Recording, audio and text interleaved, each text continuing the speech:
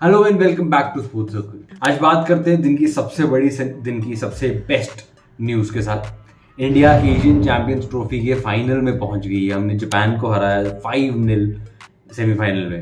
Japan, अगर आपको याद हो, ग्रुप स्टेज में इकलौती ऐसी टीम थी जिसने हमें रोका था जीतने से।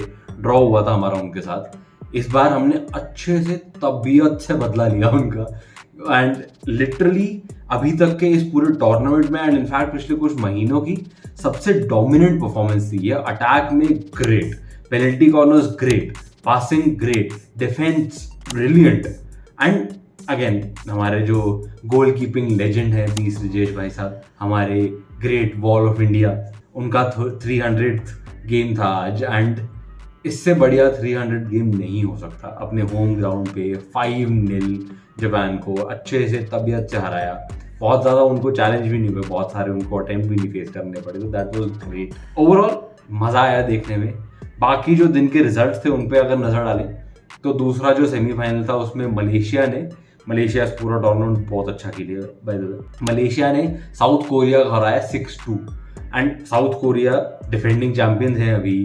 वो एक अच्छे रन के साथ आ रहे थे इस टूर्नामेंट में, बट मलेशिया ने बड़े आराम से उनको साइड में कर दिया, and that was great to watch. Final में अब इंडिया वर्सेस मलेशिया होने वाला है, एंड हमने, अगर आपको याद हो, ग्रुप स्टेज में मलेशिया को हमने 5-0 ऑलरेडी हराया है, पर फाइनल में आके एक इतने बड़े स्टेज पर आके हाई प्रेशर सिचुएशन में हल्के में किसी को भी नहीं ले सकते और लेना भी नहीं चाहिए। आई होप हमारे जो सारे प्लेयर्स हैं जिस तरह के एक गेम पे थे आज, जिस तरह से लिटरली रौन दिया सामने सबको, आई होप कल वाले मैच में, कल के फाइनल में सेम चीज़ हो एंड चैंपियंस ट्रॉफी हम लेकर आए, हमारी टीम जीते।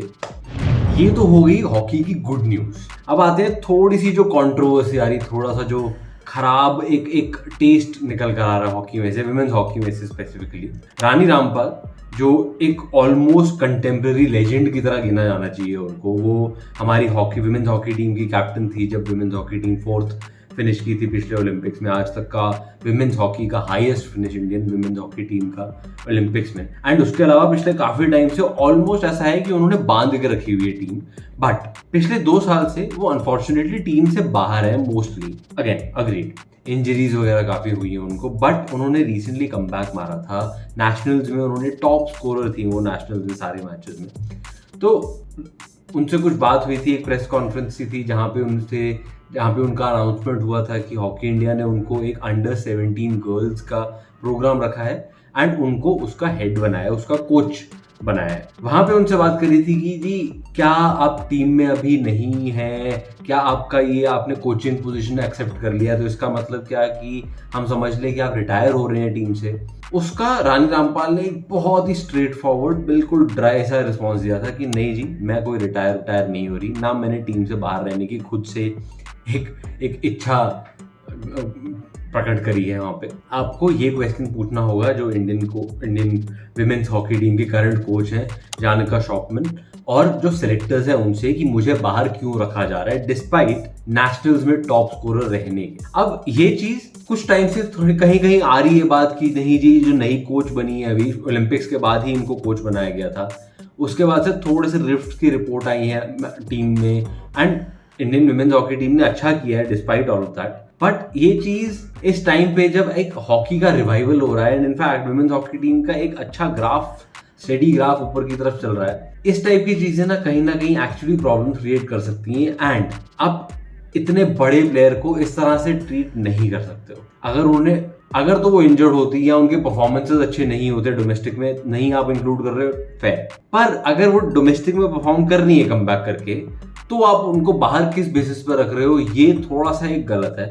उन्होंने पूरे ब्लड स्वेट टीयर्स वाला जो हिसाब होता है वो पूरा हर चीज उन्होंने इंडियन हॉकी टीम को दी है, तो उस तरह से आप ट्रीट नहीं कर सकते हो। स्पोर्टिंग रीजंस नहीं है अगर, तो ये एक थोड़ी सी चीज, आई होप इस चीज को एड्रेस किया जाए। दिलीप तिर्की साहब भी उस कॉन्फ्रेंस में थे, हॉकी इंडिया के प्रेसिडेंट। उन्होंने बोला कि नहीं, मुझे इन कंसर्न्स का मालूम है, हमने एक एक्सप्लेनेशन मांगी है सिलेक्टर्स से भी, हम लोग डायरेक्टली इन्वॉल्व नहीं होते हैं एज प्रेसिडेंट, एज सेक्रेटरी वगैरह, and which is very fair as the president. चाहे वो फॉर्मर प्लेयर है, फॉर्मर लेजेंड है, but as the president selection matters में इन्वॉल्व होना गलत है ऑब्वियसली। एंड आई होप उनकी बातें भी कहीं ना कहीं पहुंची होगी, लोगों तक पहुंची होगी, सिलेक्टर्स तक। एंड आई होप प्रेशर आए थोड़ा सा कि जस्टिफाई करो इसे। डिसीजन आपने लिया कुछ तो सोच के लिया होगा, सारे समझदार लोग हैं, कोच भी समझदार है, पर जो डिसीजन लिया उसे जस्टिफाई करो प्लीज, कहीं ना कहीं एक्सप्लेन करो, जस्टिफाई भी नहीं, समझाओ लोगों को कि क्यों लिया जा रहा है ये डिसीजन। ड्यूरेंट कप की थोड़ी सी बात करते हैं। कल के जो रिजल्ट्स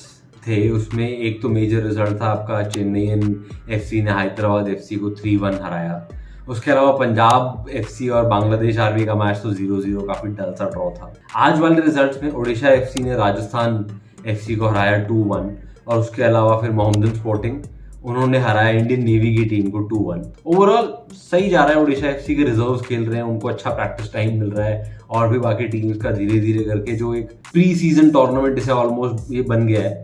पर ओवरऑल क्वालिटी ऑफ फुटबॉल इतनी भी डिप नहीं हो रही, तो which is a good thing. एक चीज है यहाँ पे, प्रीमियर लीग जो इंग्लैंड का फुटबॉल टूर्नामेंट, इंग्लैंड की फुटबॉल लीग है, वो शुरू हो जा रही है आज। आई रियली रियली होप ऐसा ना हो कि हम सारे वापस उस तरफ चल पड़े हैं और ये बस 2 महीने का जो इंडियन नेशनल टीम का और इंडियन फुटबॉल का पुश था, ये वही 2 महीने का रह जाए, क्योंकि और कुछ था नहीं हमारे पास देखने को। एंड अगेन मैं नहीं कह रहा कि वो मत देखना, मैं भी देखूंगा Liverpool for life, but I hope हम इंडियन फुटबॉल को भूलें ना, उसको फॉलो करें यस, बट इंडियन फुटबॉल को नहीं भूलना है, ये चीज बांध के रखनी है भाई साहब। एक न्यूज आई जो कहीं ना कहीं दब गई मोस्टली जो बाकी सब चीजें हो रही हैं आज देश में। WFI के इलेक्शन, इसकी हमने थोड़े दिन पहले बात भी करी थी, जब हमने बात करी थी कि कैसे बृजभूषण शरण सिंह एलिजिबल नहीं है, ऑब्वियसली क्रिमिनल केसेस है उन पर उनके जो क्लोज के लोग हैं, उनके क्लोज सर्कल के लोग हैं, उन सब ने नॉमिनेशन फाइल किए हैं हर पोस्ट के लिए। तो एंड उसके अलावा ऑब्वियसली ऑपोजिंग कैंप्स वगैरह सब है। चंडीगढ़ हाई कोर्ट ने आज ये रूलिंग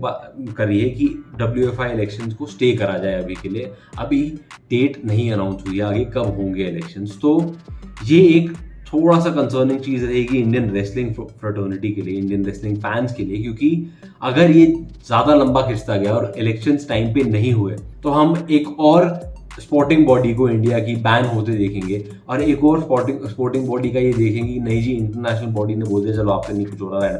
आई रियली होप ये चीज रिजॉल्व हो, जल्दी रिजॉल्व हो, क्योंकि रेसलर्स ऑलरेडी काफी सारे सफर कर चुके हैं। यंग रेसलर्स के सफरिंग की हमने बात भी करी, जो बिना इलेक्शंस के जो एडहॉक बॉडी बैठी हुई है उसने काफी वियर्ड डिसीजंस ले लिए हैं। बजरंग पूनिया और विनेश फोगाट को बिना ट्रायल के भेज रहे हैं, एंड वो सब हमने बात करी है। पर आई रियली होप कि यार कहीं ना कहीं ये चीज़ें, I am sure again court के पास कोई ना कोई रीज़न होगा ये चीज़ का स्टे लगाने का, पर आई होप ये चीज़ रिजॉल्व हो यार जल्दी। बहुत लटक चुके हैं, यंग रेसलर्स की बात कर रहा हूँ, एस्टैब्लिश्ड वाले तो ऑलरेडी काफ़ी कुछ कर चुके हैं लाइफ में, यंग रेसलर्स इस वजह से सफ़र करेंगे एंड वो नहीं होना चाहिए डेफिनेटली। इस वीडियो को एंड करते हैं एक हैप्पी नोट पे। आई डोंट नो आप में से कितने लोगों ने आज की डेट आपको याद है या रजिस्टर करी है दिमाग में, कई बार होता है हम लोग हाँ डेट निकल जाती है, ठीक है। 11 अगस्त 2008 स्पेशल डे है इंडियन स्पोर्टिंग हिस्ट्री में। इंडिया का पहला इंडिविजुअल ओलंपिक गोल्ड मेडल आया था आज के दिन, अभिनव बिंद्रा जी लेकर आए थे वो गोल्ड शूटिंग में।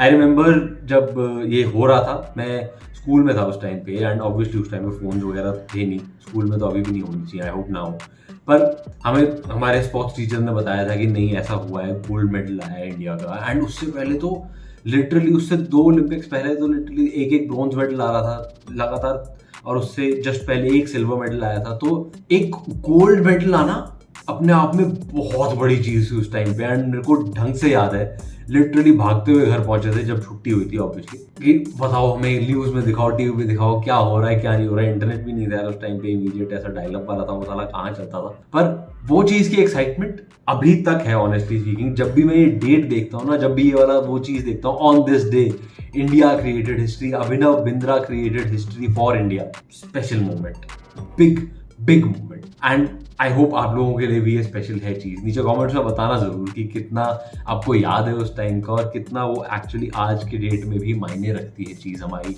स्पोर्टिंग हिस्ट्री में। नीचे कमेंट्स में बताना, बात करते हैं आपस में। इसके अलावा ये भी बताना कि आज का इंडिया का हॉकी परफॉर्मेंस कैसा लगा आपको, एंड कल के फाइनल में क्या एक्सपेक्टेशन है।